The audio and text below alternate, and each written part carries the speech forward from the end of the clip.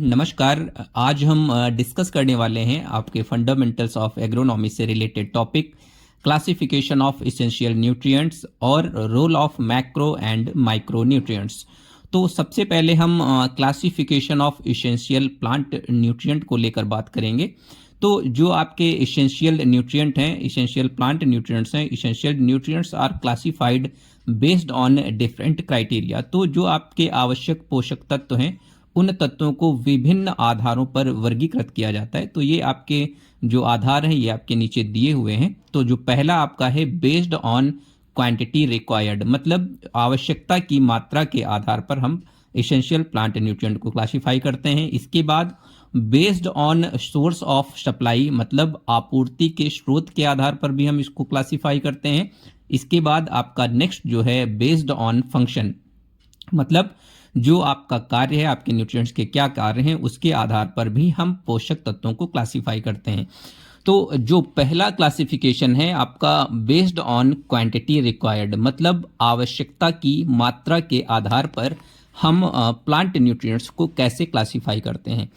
तो आपका जो बेसिक आपका न्यूट्रिएंट है, सबसे पहले जो आपका है ए, जिसको हम लोग बेसिक न्यूट्रिएंट्स बोलते हैं, जिनको हम मूल पोषक तत्व बोलते हैं। तो आपके जो मूल पोषक तत्व हैं वो कौन कौन से होते हैं, वो आपके हैं कार्बन, हाइड्रोजन और ऑक्सीजन।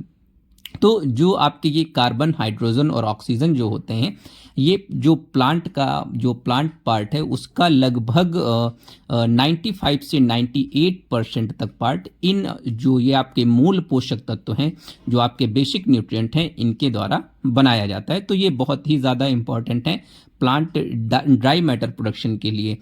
तो इसके बाद आपका नेक्स्ट जो आता है, जो आपका बी है मैक्रो न्यूट्रिएंट, मुख्य पोषक तत्व जिसको बोलते हैं, स्थूल पोषक तत्व भी इनको हम लोग बोलते हैं, रिक्वायर्ड इन लार्ज अमाउंट। तो जो ये आपके हैं मैक्रो न्यूट्रिएंट, ये भी एक लार्ज मात्रा में इनकी आवश्यकता होती है, पौधों द्वारा अधिक मात्रा में आवश्यकता होती है। तो इसके कुछ एग्जाम्पल हैं जो मैक्रो न्यूट्रिएंट हैं, उनको हम क्लासीफाई करते हैं प्राइमरी मैक्रो न्यूट्रिएंट और सेकेंडरी मैक्रो न्यूट्रिएंट में। तो जो प्राथमिक स्थूल पोषक तत्व होते हैं, प्राइमरी न्यूट्रिएंट जो होते हैं, उसमें कौन कौन से आपके आते हैं, उसमें आपका आता है नाइट्रोजन।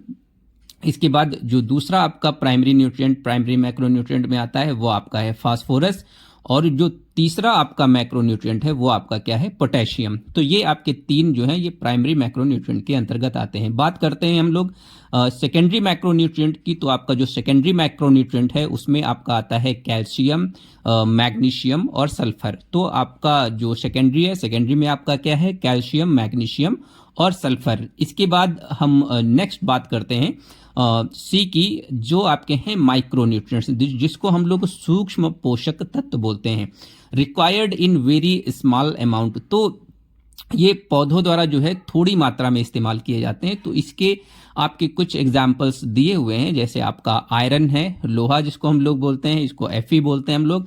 इसके बाद मैग्नीज आता है, मैग्नीज को Mn बोलते हैं, लिखते हैं इसको। फिर इसके बाद जिंक आता है, Zn। इसके बाद आपका कॉपर आता है, Cu।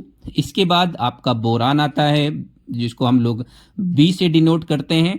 इसके बाद आपका आता है मॉलिब्डेनम, इसको हम MO से डिनोट करते हैं। इसके बाद आपका क्लोरीन आता है, और क्लोरीन के बाद आपका निकेल आता है। तो ये कुछ आपके जो है माइक्रो न्यूट्रिएंट्स, सूक्ष्म पोषक तत्व के अंतर्गत आते हैं। तो जो आपके न्यूट्रिएंट हैं उनको हम बेसिकली तीन पार्ट्स में डिवाइड करते हैं, बेसिक न्यूट्रिएंट, मैक्रो न्यूट्रिएंट और आपका क्या है, माइक्रो न्यूट्रिएंट्स। तो ये क्वांटिटी के आधार पर हम लोग न्यूट्रिएंट्स को डिवाइड करते हैं डिफरेंट पार्ट्स में। इसके बाद हम बात करते हैं based on source of supply, मतलब आपूर्ति के स्रोतों के आधार पर जो आपके न्यूट्रिएंट हैं उनको हम लोग डिवाइड करते हैं। तो जो पहला आपका है, जो न्यूट्रिएंट्स आपके लिए जाते हैं, कहाँ से लिए जाते हैं, nutrients from air and water. जो न्यूट्रिएंट आपकी हवा से और आपके जल से, मतलब वायु और जल से प्राप्त जो पोषक तत्व हैं वो आपके कौन कौन से हैं, वो आपके हैं कार्बन, जिसको हम लोग C से डिनोट करते हैं। इसके बाद आपका आता है हाइड्रोजन, जिसको हम लोग H से डिनोट करते हैं। इसके बाद आपका आता है ऑक्सीजन, जिसको हम लोग O से डिनोट करते हैं। तो ये जो आपके न्यूट्रिएंट हैं ये वायु और जल से प्राप्त किए जाते हैं। इसके बाद अगर हम नेक्स्ट बात करें, जो न्यूट्रिएंट्स आपके सॉइल से लिए जाते हैं, न्यूट्रिएंट्स फ्रॉम सॉइल, मतलब जो आपके मृदा से प्राप्त पोषक तत्व हैं वो आपके कौन से हैं, ऑल रिमेनिंग जो आपके 13 न्यूट्रिएंट्स हैं वो आपके कहाँ से लिए जाते हैं, वो आपके सॉइल से लिए जाते हैं। इसके बाद हम लोग न्यूट्रिएंट्स को क्लासीफाई करते हैं बेस्ड ऑन फंक्शन। सब न्यूट्रिएंट्स के जो फंक्शन होते हैं वो अलग अलग होते हैं, वो आपके डिफरेंट होते हैं। उसी के आधार पर हम लोग न्यूट्रिएंट्स को क्लासीफाई करते हैं। जैसे आपका ए है कंस्टिट्यूएंट ऑफ ऑर्गेनिक कंपाउंड्स, मतलब जो कार्बनिक यौगिकों के घटक होते हैं। जैसे आपका कार्बन है, हाइड्रोजन है, ऑक्सीजन है, नाइट्रोजन है। तो ये आपके कुछ कार्बनिक यौगिक होते हैं जिनके ये आपके घटक होते हैं। तो ये आपके कार्बन, हाइड्रोजन और जो आपका नाइट्रोजन है, ये आपके आते हैं कंस्टिट्यूएंट ऑफ ऑर्गेनिक कंपाउंड्स के अंतर्गत। इसके बाद अगर हम बात करें एनर्जी स्टोरेज एंड ट्रांसफर की, तो जो ऊर्जा का संचयन और स्थानांतरण करने का काम करते हैं वो आपके कौन कौन से हैं, फास्फोरस और सल्फर। तो ये एनर्जी ट्रांसफर और स्टोरेज का काम करते हैं। इसके बाद अगर हम बात करें regulators of osmotic pressure and enzymatic जो आपकी एक्टिविटीज़ होते हैं, मतलब पराशरण दाब एवं जो एंजाइमेटिक क्रियाओं के नियमन के लिए जो आपके न्यूट्रिएंट्स काम करते हैं वो आपके कौन कौन से हैं, पोटेशियम है, कैल्शियम है, मैग्नीशियम है और आपका क्या है, क्लोरीन है। तो ये आपका क्या करते हैं, ये ऑस्मोटिक प्रेशर और एंजाइमेटिक एक्टिविटीज़ को क्या करते हैं, रेगुलेट करने का काम करते हैं। इसके बाद अगर हम बात करें आपका डी नंबर है इन्वॉल्व्ड इन रेडॉक्स रिएक्शंस, ऑक्सीकरण अपचयन क्रियाओं में भाग लेने वाले जो आपके न्यूट्रिएंट्स हैं वो आपके कौन कौन से हैं, वो आपके हैं आयरन है, आपका कॉपर है, आपका मैग्नीज है, मॉलिब्डेनम है और जिंक है। तो जो रेडॉक्स जो ऑक्सीकरण अपचय क्रियाओं में जो भाग लेने वाले जो आपके न्यूट्रिएंट्स हैं वो आपके कौन कौन से हैं, आयरन, कॉपर, मैग्नीज, मॉलिब्डेनम और जिंक। तो ये बेस्ड ऑन फंक्शन कार्य के आधार पर हम लोग 4 भागों में इसको डिवाइड करते हैं। इसके बाद अगर हम बात करें रोल ऑफ मैक्रो न्यूट्रिएंट्स की, तो जो आपके स्थूल पोषक तत्व जो हैं उनकी क्या भूमिका है, जो आपके मैक्रो न्यूट्रिएंट्स हैं उनकी आपकी क्या भूमिका है। तो इसकी बात हम अगर करते हैं तो जो पहला आपका है क्या है, जो मैक्रो न्यूट्रिएंट है वो आपका है नाइट्रोजन। तो नाइट्रोजन की अगर हम बात करें तो नाइट्रोजन जो है इसेंशियल फॉर वेजिटेटिव ग्रोथ। तो जो आपका वेजिटेटिव ग्रोथ होती है, तो vegetative growth part of proteins, chlorophyll, nucleic acids. तो पत्तियों और तनों की वृद्धि के लिए जो आपका नाइट्रोजन है वो आवश्यक है। और अगर बात करें हम लोग प्रोटीन, क्लोरोफिल और न्यूक्लिक अम्ल का, ये मुख्य घटक है। तो जो नाइट्रोजन है वो प्रोटीन, क्लोरोफिल और न्यूक्लिक एसिड्स का भी ये एक मुख्य घटक है। तो आपका जो नाइट्रोजन है ये एक मैक्रोन्यूट्रिएंट है और हमारे प्लांट्स के लिए बहुत ही ज़्यादा इम्पॉर्टेंट है। इसके बाद अगर हम बात करें ऑप्शन जो 2 नंबर है आपका जो मैक्रोन्यूट्रिएंट्स है उसका आपका क्या महत्व है, तो फॉस्फोरस है, हेल्प्स इन एनर्जी ट्रांसफर मतलब एटीपी, जो आपके एडेनोसिन ट्राइफॉस्फेट होते हैं, रूट डेवलपमेंट, फ्लावरिंग, फ्रूटिंग, मतलब जो आपका फॉस्फोरस है वो ऊर्जा स्थानांतरण मतलब एटीपी जनरेट करने में भी सहायक है। तो जो एटीपी होता है वो आपका एक ऊर्जा का स्रोत होता है, में भी सहायक है। और फिर इसकी बात करें जो आपका जड़ों का विकास है, जो आपका रूट का डेवलपमेंट है उसमें भी जो फॉस्फोरस है वो अहम भूमिका अदा करता है। इसके बाद आपका फूल एवं फल बनने में भी आवश्यक है। तो कहीं ना कहीं जो आपका फ्रूटिंग और फ्लावरिंग है उसमें भी आपका फास्फोरस एक अहम भूमिका अदा करता है। तो फास्फोरस आपका प्लांट की मेनली आपके प्लांट की ग्रोथ और डेवलपमेंट के लिए बहुत ही ज़्यादा इम्पॉर्टेंट है।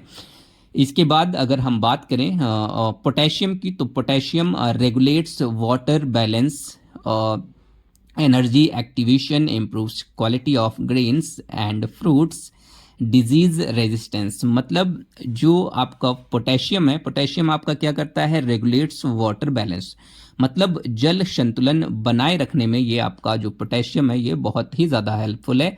इसके बाद बात करें एंजाइम एक्टिवेशन, मतलब एंजाइम की सक्रियता में भी आपका पोटेशियम एक अहम भूमिका अदा करता है। इसके बाद अगर हम बात करें इम्प्रूव्स क्वालिटी ऑफ ग्रेन्स, मतलब अनाज एवं फलों की गुणवत्ता में भी सुधार करने का काम आपका पोटेशियम जो न्यूट्रिएंट है, जो मैक्रो न्यूट्रिएंट है, इसके द्वारा किया जाता है। और जो आपका लास्ट आपका है डिजीज रेजिस्टेंसी, मतलब जो रोग प्रतिरोधक क्षमता है, रोग प्रतिरोधक क्षमता आपका बनाने में भी, आपके प्लांट में बनाने में भी जो आपका पोटेशियम है वो एक बहुत ही अहम भूमिका अदा करता है। तो मैक्रोन्यूट्रिएंट नाइट्रोजन, फास्फोरस और पोटेशियम तीनों के तीनों बहुत इंपॉर्टेंट है। इसके बाद हम बात करते हैं आपका जो कैल्शियम आता है। कैल्शियम क्या है? Provides structural support to cell wall, root and shoot tip growth, neutralizes toxic substances. मतलब जो आपका कैल्शियम है, कैल्शियम क्या कार्य करता है? कैल्शियम करता है कोशिका भित्ति को मजबूती देने का काम करता है। जो आपकी सेल वॉल है उसको मजबूत करने का काम आपका कौन करता है? कैल्शियम करता है। तो कैल्शियम बहुत ही इंपॉर्टेंट है, किसके लिए? सेल वॉल के लिए। इसके बाद अगर बात की जाए तो जड़ व शीर्ष वृद्धि में भी सहायक है, मतलब root and shoot tip growth में भी आपका जो कैल्शियम है वो एक अहम भूमिका अदा करता है। इसके बाद दिया हुआ है न्यूट्रलाइजेज टॉक्सिक सब्सटेंसेज, मतलब जो आपके विषैले तत्व होते हैं, विषैले तत्व जो टॉक्सिक सब्सटेंसेज होते हैं उनको भी न्यूट्रलाइज करने में ये बहुत ही ज़्यादा हेल्पफुल है। इसके बाद हम बात करते हैं मैग्नीशियम की। तो जो आपका मैग्नीशियम है, central atom of chlorophyll activates many enzymes, helps in photosynthesis. तो जो आपका मैग्नीशियम है, मैग्नीशियम क्या काम करता है? क्लोरोफिल का केंद्रीय परमाणु है, एटम ऑफ क्लोरोफिल। तो ये जो मैग्नीशियम है क्लोरोफिल का एक एटम है, तो बिना मैग्नीशियम के कोई भी क्लोरोफिल का सिंथेसिस नहीं हो सकता है।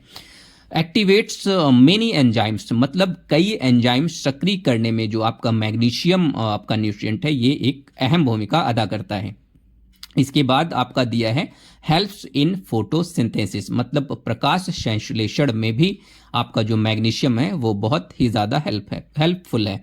तो प्रकाश संश्लेषण आपको सभी को पता है ये एक फिजियोलॉजिकल एक्टिविटी है जो कि अगर प्लांट में नहीं होगी तो आपका भोजन का निर्माण नहीं होगा, और भोजन का अगर निर्माण नहीं होगा तो जो प्लांट का ग्रोथ और डेवलपमेंट है, ग्रोथ और डेवलपमेंट का मतलब है जो आपका वेजिटेटिव ग्रोथ है और जो आपके रिप्रोडक्टिव फेजेस हैं वो अच्छे से आपके नहीं हो पाएंगे। तो कहीं ना कहीं मैग्नीशियम इन सब जो आपके कार्य हैं, जो आपकी फिजियोलॉजिकल एक्टिविटीज़ हैं उसमें ये अच्छे से इन्वॉल्व होता है। इसके बाद हम बात करते हैं सल्फर की। गंधक की component of some amino acids like cysteine, methionine, vitamins and oils, specially in oil seeds. मतलब जो सल्फर है कुछ अमीनो अम्ल जैसे आपके सिस्टीन और मेथियोनिन, तो ये एक आपका जो सल्फर है ये component of some amino acids, ये आपका कंपोनेंट है कुछ अमीनो एसिड्स का, जैसे आपका सिस्टीन है, मेथियोनिन है, और कुछ आपके जो विटामिन हैं उसमें भी आपका सल्फर बहुत ही अहम भूमिका अदा करता है। और जो आपका ऑयल प्रोडक्शन होता है specially in oil seeds, vitamin एवं तेलों में, विशेषकर तिलहनी फसलों में ये एक अहम भूमिका अदा करता है। तो sulphur is most important for oil seed crops. इसके बाद हम बात करते हैं रोल ऑफ माइक्रो न्यूट्रिएंट्स की। जो आपके सूक्ष्म पोषक तत्व हैं उनकी हम बात करेंगे और इनके कार्यों को लेकर हम चर्चा करेंगे। सबसे पहला जो आपका जो माइक्रो न्यूट्रिएंट है वो आपका क्या है? आयरन, जिसको हम लोग Fe बोलते हैं, लोहा बोलते हैं। Important in chlorophyll synthesis, electron transport in photosynthesis and respiration. तो जो आपका आयरन है ये भी आपका बहुत ही इंपॉर्टेंट आपका एक तत्व है, सूक्ष्म पोषक तत्व है। तो इसकी अगर बात करें तो क्लोरोफिल निर्माण, जो आपका आयरन है ये आपका क्लोरोफिल निर्माण में एक अहम भूमिका अदा करता है। क्लोरोफिल निर्माण के साथ साथ जो प्रकाश संश्लेषण व जो श्वसन की इलेक्ट्रॉन परिवहन प्रणाली है उसमें भी ये बहुत ही एक इम्पॉर्टेंट रोल अदा करता है। तो आपको पता है कि अगर क्लोरोफिल नहीं होगा तो प्रकाश संश्लेषण की एक्टिविटी नहीं होगी, और जो आयरन है वो आपका रेस्पिरेशन जो सिस्टम है, जो रेस्पिरेटरी सिस्टम है, जो श्वसन प्रणाली है उसमें भी एक बहुत ही अहम भूमिका अदा करता है। तो आयरन बहुत ही इंपॉर्टेंट है आपका। इसके बाद हम नेक्स्ट अगर बात करें मैग्नीज की, तो आपका मैग्नीज है helps in photosynthesis, splitting of water, enzyme activator. मतलब जो आपका मैग्नीज है, जो आपका मैग्नीज माइक्रोन्यूट्रिएंट है, ये हेल्प्स इन फोटोसिंथेसिस। ये आपका फोटोसिंथेटिक एक्टिविटी में भी महत्वपूर्ण रोल प्ले करता है। स्प्लिटिंग ऑफ वाटर मतलब जल अपघटन में, तो आपकी जो फोटोसिंथेटिक एक्टिविटी होती है उसमें स्प्लिटिंग ऑफ वाटर होता है, मतलब जल का अपघटन होता है। उसमें आपका मैग्नीज क्या है, बहुत ही ज़्यादा सहायक है, बहुत ही ज़्यादा हेल्पफुल है। इसके बाद एंजाइम एक्टिवेटर, तो मैग्नीज जो है वो आपका एंजाइम को सक्रिय करने में भी बहुत ही ज़्यादा मददगार साबित होता है, बहुत ही ज़्यादा मदद करता है। तो मैग्नीज जो आपका है कहीं ना कहीं फोटोसिंथेटिक एक्टिविटी में एक अहम रोल प्ले करता है।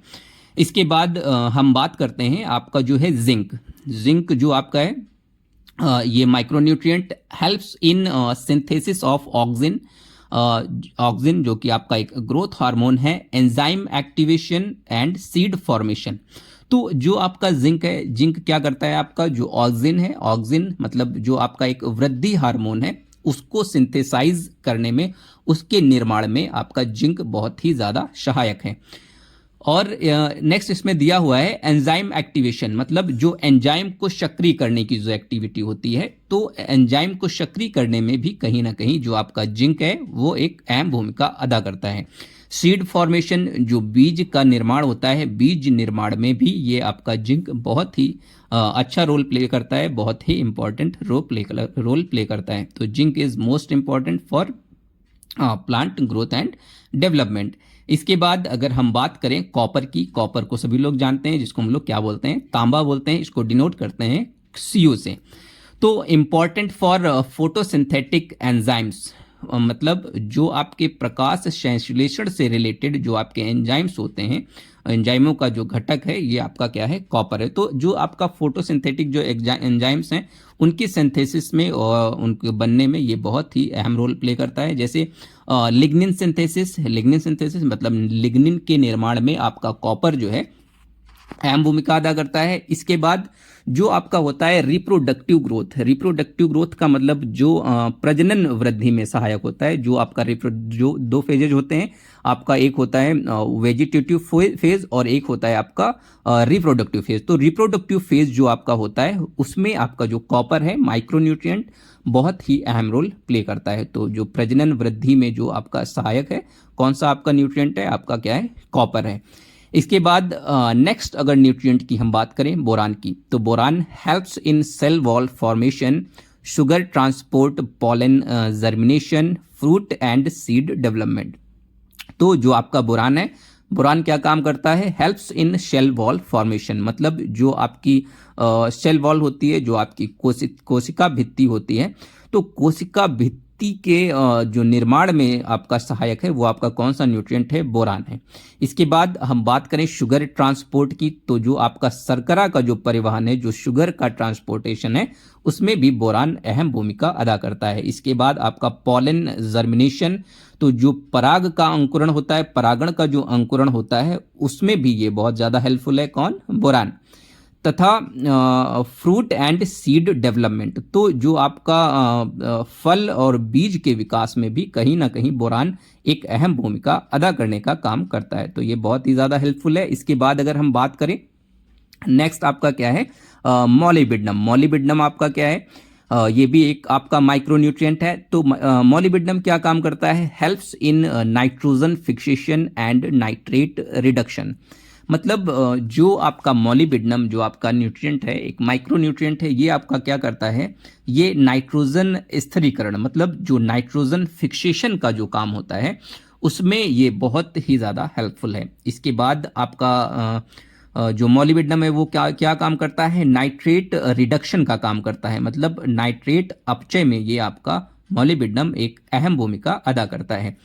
तो नाइट्रोजन स्थिरीकरण का मतलब क्या है, नाइट्रोजन फिक्सेशन का जो काम है वो आपको सभी को पता है कि ये आपके जो आपके लेग्यूमिनस प्लांट्स होते हैं उसमें मोस्ट ऑफ लेग्यूमिनस प्लांट्स में एटमॉस्फेरिक नाइट्रोजन फिक्सेशन का काम होता है। तो उसमें ये मॉलिब्डेनम क्या काम करता है, उसको स्थिरीकरण करने का काम करता है।